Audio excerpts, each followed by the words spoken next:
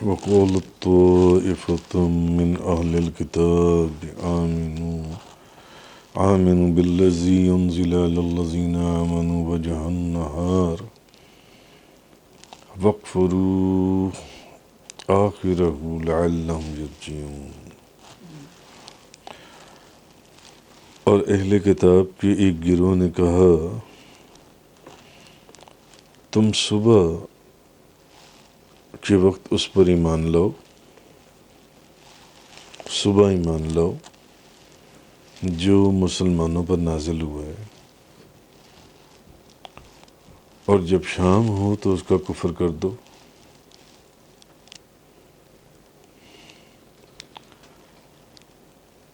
لعلہم یرجعون،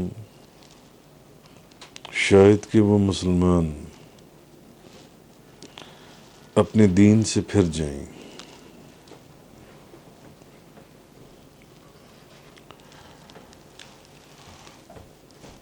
اب اس سے پچھلی آیات میں بھی جو ہم پیچھے پڑھ رہے تھے تفسیر، کہ کس طرح یہود مختلف ہیلے اور ایسے بہانے اور مسلمانوں کو ورگلانے کے لیے ان کے دلوں میں ایسے شکوک و شبہات پیدا کرتے تھے اور ان کو ایسی عجیب و غریب تعویلات کرتے تھے کہ مسلمان جو ہیں وہ دین سے پھر جائیں۔ تو ان کو ان کے دین سے منحرف کرنے کے لیے ان کے دلوں میں شکوک و شبہات ڈالتے تھے۔ تو اب اس آیت میں بھی آگے مزید اسی کا بھی ذکر چل رہا ہے، کیونکہ پچھلے ہی کانٹیکس میں بات ہو رہی ہے ساری۔ تو اب انہوں نے ایک اور طریقہ سوچا، جیسے کہ کل کی تفسیر میں بیان ہوا تھا کہ وہ کیا کرتے تھے کہ سیدھے سادے مسلمانوں کو کہتے تھے کہ نبی کریم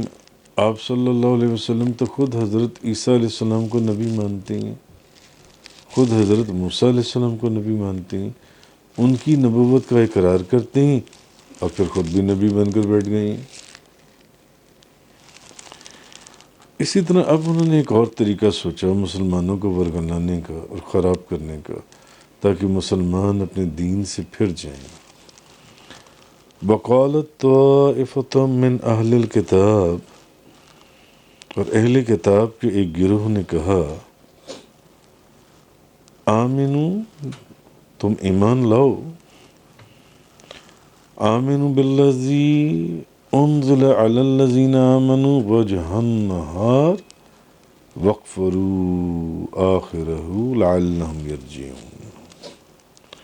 تو اہل کتاب کے گروہ نے کہا تم صبح کے وقت تو ایمان لے آؤ اور شام کو کفر کر دو۔ جب مسلمان یہ دیکھیں گے کہ صبح کے وقت لوگ اسلام میں داخل ہوتے ہیں، شام سے پہلے اسلام کو پھر خیر بات کہہ دیتے ہیں اور اسلام سے باہر نکل جاتے ہیں، اسلام کو چھوڑ دیتے ہیں، تو لوگ تو خود جو مسلمان ہیں ان کے اندر بھی ایک چہمگوئیاں شروع ہو جائیں گی کہ نہیں، یہ اس کا مطلب ہے کہ یہ دین اسلام جو ان سا ہے۔ تو یہ انہوں نے ایک طریقہ، ایک نیا سوچا، یہود و نصارہ نے۔ ایک روایت کے اندر ہے کہ یہود مدینہ طیبہ کی ایک بستی کے یہودیوں کے 12 علماء، انہوں نے ایک دوسرے سے کہا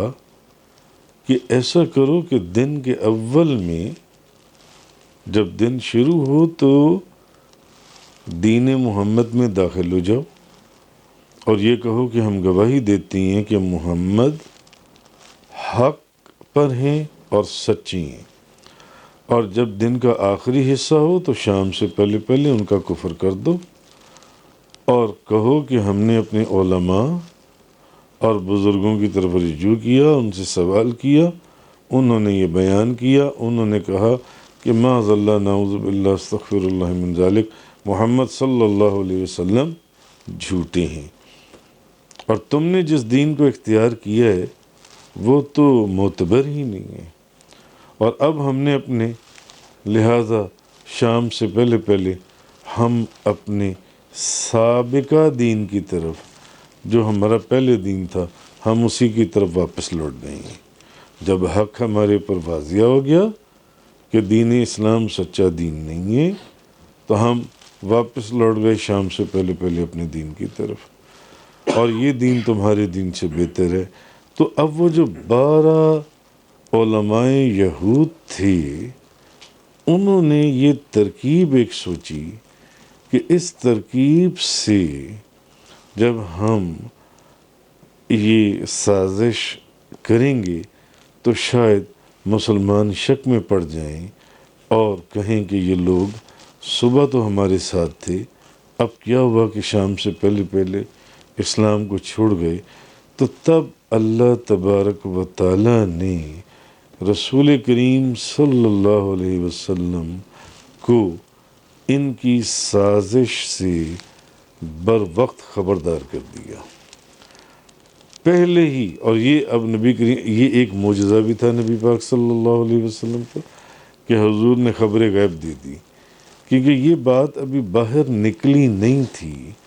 جب ان 12 علماء یہود نے، انہوں نے یہ، کیونکہ وہ منافق تھے، اور منافق نبی کریم صلی اللہ علیہ وسلم کی بارگاہ میں صحابہ کرام کو بھیس بدل کر بھی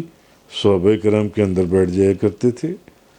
تو انہوں نے سوچا کہ باقی لوگوں کو بھی توڑنے کے لیے ایسی سازشیں یا ایسی ترکیبیں، جیسے 3 ترکیبوں کا کل ذکر ہوا تھا، آج یہ ایک اگلی ترکیب انہوں نے سوچی کہ کسی طرح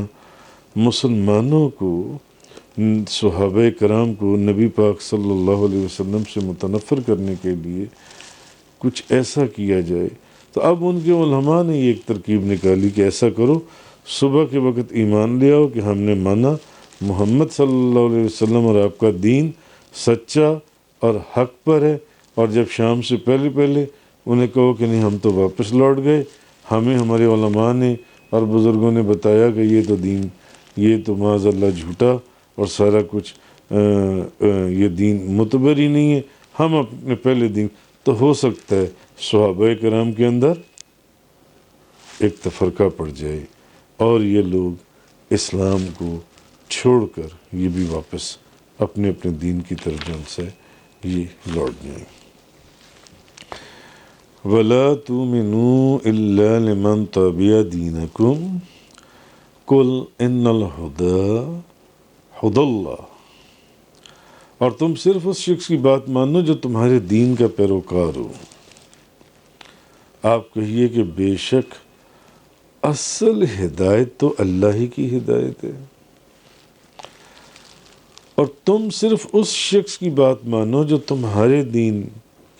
کی پیروی کرتا ہو۔ قل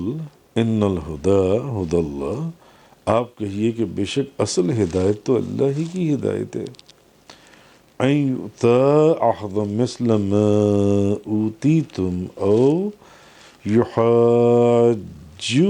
عند ربکم، اور انہوں نے کہا تم یہ بھی نہ مانو کہ جو کچھ تم کو دیا گیا اس کی مثل کسی اور کو بھی دیا جا سکتا ہے۔ ہرگز یہ نہ ماننا کہ جو کچھ تمہیں دیا گیا وہ کسی اور کو بھی دیا جا سکتا ہے، یا کوئی تمہارے خلاف تمہارے رب کے پاس کوئی حجت قائم کر سکتا ہے، اس لیے اس بات کو نہ ماننا۔ اب چونکہ یہودیوں کا یہ خیال تھا، یہود کا، کہ نبوت جو ہے یہ صرف اور صرف بنی اسرائیل کے ساتھ مخصوص ہے۔ یہود یہ کہتے تھے کہ نبوت جو ہے یہ صرف بنی اسرائیل کے ساتھ مخصوص ہے، اس لیے انہوں نے آپس میں کہا بھلا یہ کیسے ہو سکتا ہے کہ جیسا دین اور جیسی کتاب تمہیں دی گئی ہے وہ کسی اور کو بھی دی جائے، اور نہ یہ ہو سکتا ہے کہ کوئی شخص تمہارے خلاف تمہارے رب کے سامنے کوئی حجت پیش کر سکے۔ ایک تو یہ چیز، ایک تو یہ تفسیر جو آیت کے ظاہری معنوں کے اوپر اس کے مطابق، ایک اس کی تفسیر یہ بھی ہے کہ اپنے ہم مذہب یہودیوں کے سوا اپنے اسرار اور جو راز کی باتیں ہیں وہ کسی اور کے اوپر ظاہر نہ کرو، اور اس آخری نبی کے متعلق جو پیشن گوئیاں ہماری کتابوں کے اندر موجود ہیں، تورات اور انجیل میں، ان کو مسلمانوں کے اوپر ظاہر نہ کرو۔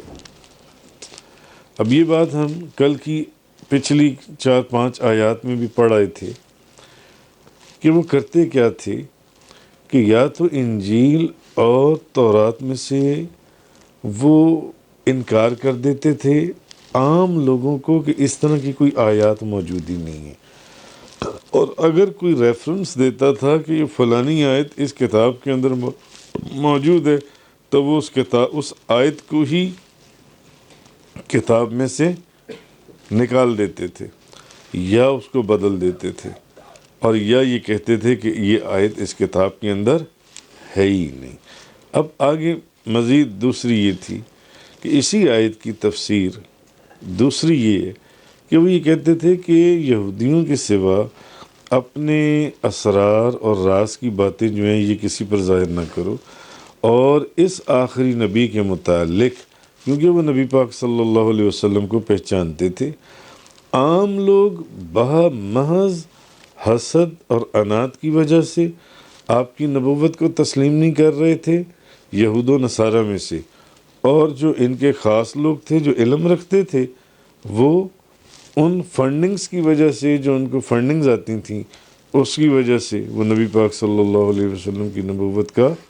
اقرار نہیں کرتے تھے، کیونکہ ایک یہودی عالم سے جب پوچھا گیا تو اس نے کہا کہ میں آپ کو جانتا ہوں کہ آپ آخری نبی ہیں، اور آپ ہی وہ نبی ہیں جن کا ذکر ہماری کتابوں میں موجود ہے، مگر میں آپ کی نبوت کا اقرار اس لیے نہیں کرتا کہ جو روم کے بادشاہوں سے ہمیں فنڈنگز آتی ہیں وہ بند ہو جائیں گی۔ تو اس آخری نبی کے متعلق جو پیشن گوئیاں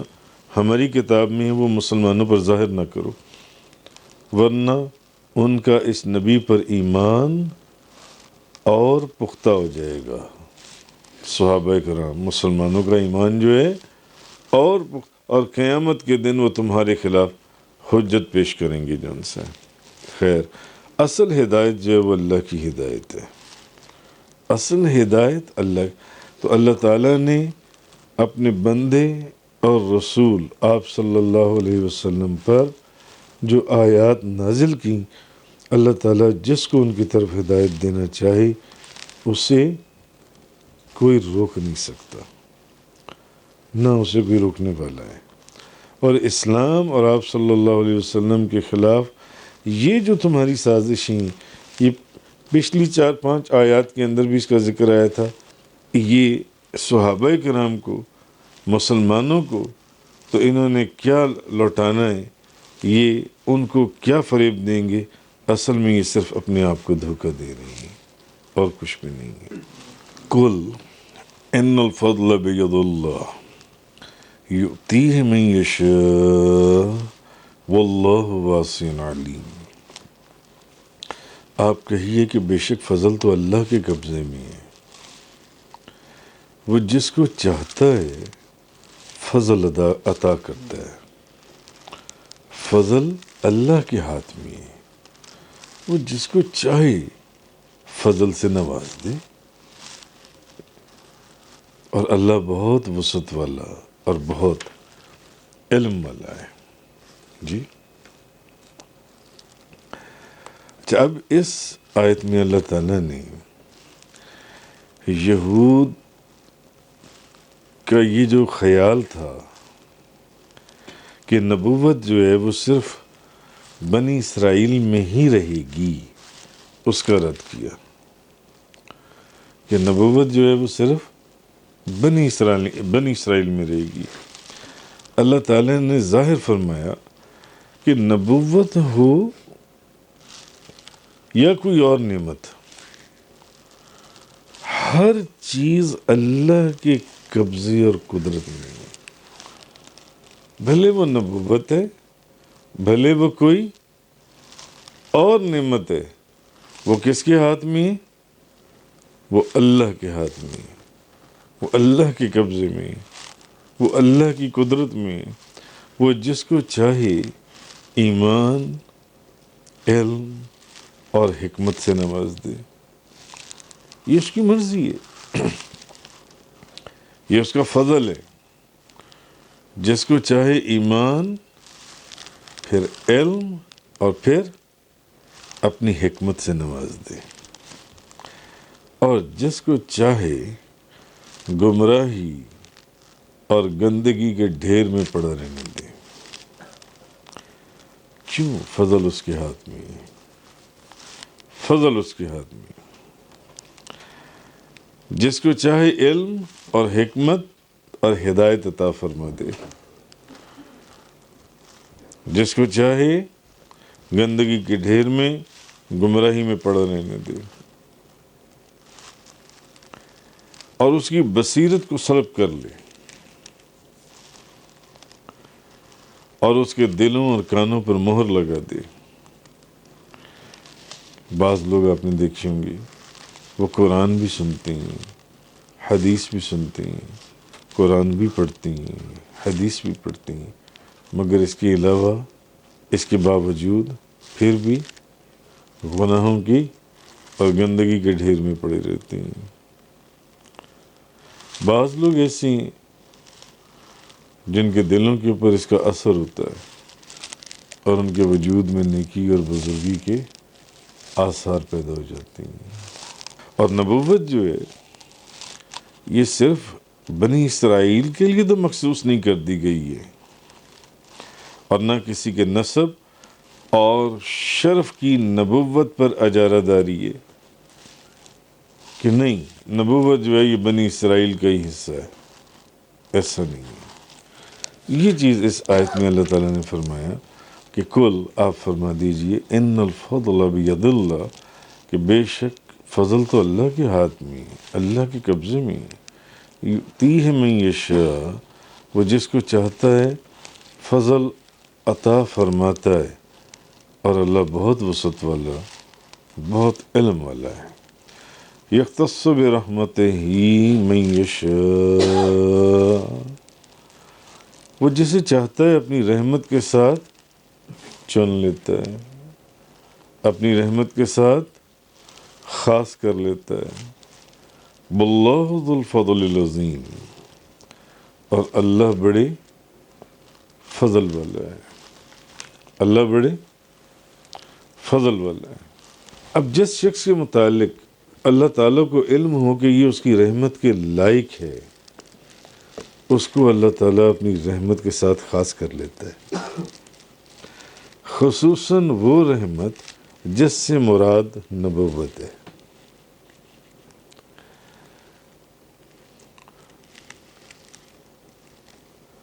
کیونکہ اللہ تعالیٰ اپنی مخلوق سے اس شخص کو نبوت کے ساتھ مخصوص کرتا ہے جو اس نبوت کے منصب کے قابل ہو،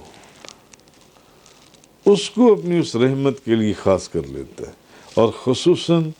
جو زمرہ نبوت کے اندر آتی ہو۔ کیونکہ اللہ تعالیٰ اپنی رسالت کے رکھنے کی جگہ کو خوب جانتا ہے، قرآن کے اندر ہے، جانتا ہے۔ یہی وجہ ہے کہ نبوت ایک ایسی چیز ہے جو کسب سے حاصل نہیں ہوتی۔ ولایت کسب سے حاصل ہو سکتی ہے، مگر نبوت کسب سے، کوشش کی جائے تو انسان اللہ کا ولی بن سکتا ہے، مگر کوشش کرنے سے بندہ نبی نہیں بن سکتا، کیونکہ اللہ تعالیٰ جس کو نبی بنانا چاہتا ہے اس کی اہلیت رکھنے والا شخص وہ خود پیدا فرما دیتا ہے۔ جس کو وہ نبی رکھنا چاہتا ہے۔ اچھا، اب نبی میں ایک ایسی خصوصیت ہے جس سے وہ غیب کا ادراک کرتا ہے، جنات کو دیکھتا ہے، فرشتوں کو دیکھتا ہے، فرشتوں کا کلام سنتا ہے۔ تو اللہ تعالیٰ جس کو نبی بناتا ہے اس میں ایسی صلاحیت اور استعداد رکھتا ہے کہ جس کی بنا پر اس پر وحی نازل کی جا سکے، اس کے وجود کے اندر ایسی خصوصیت رکھتا ہے کہ اس کے اوپر وحی نازل کی جا سکے۔ اسی لیے وہ اپنی رحمت سے جس کو نبوت کے لیے خاص کرنا ہوتا ہے وہ چن لیتا ہے، اور عام جو انسان ہیں ان میں یہ صلاحیت نہیں ہوتی کہ وہ فرشتوں کا کلام سن سکیں، فرشتوں کو دیکھ سکیں، جنات کو دیکھ سکیں، اور بے شمار جو چیزیں نبوت کے ساتھ خاص ہیں۔ مثلا اللہ تعالیٰ فرماتا ہے قرآن کے اندر، لو انزلنا هذا القرآن على جبل لرأيته خاشعا متصدعا من خشیت اللہ، اگر ہم اس قرآن کو کسی پہاڑ پر نازل فرماتے تو ضرور اسے جھکتا ہوا، اللہ کے لیے جھکتا ہوا اور اللہ کے خوف سے پھٹتا ہوا دیکھتے۔ خیر، فرمایا اللہ اپنی رحمت کے ساتھ جس کو چاہے خاص فرما لیتا ہے، یعنی اس کے علم کے مطابق جو شخص جس رحمت کا اہل ہو اس کو اس رحمت سے نوازتا ہے جو اس کی مخلوق ہے۔ اس نے اپنی مخلوق کے اندر پھر ہر جنس کے اندر مختلف صلاحیتیں رکھی ہیں ان کے وجود کے اندر، اور اس کی حکمت کا تقاضا بھی یہی ہے کہ وہ اس کو اپنی رحمت سے نواز دیتا ہے، جس کا وہ اہل ہو اس کو نواز دیتا ہے۔ تو یہ چیز یختص برحمتہ من یشاء، وہ جسے چاہتا ہے اپنی رحمت سے چن لیتا ہے، جس کو چاہے چن لے۔ واللہ ذو الفضل العظیم، اور اللہ بڑے فضل والا ہے۔ تفسیر قرآن کا یہ لیکچر انگلش میں سننے کے لیے براہ کرم ڈسکرپشن میں موجود لنک پر کلک کریں۔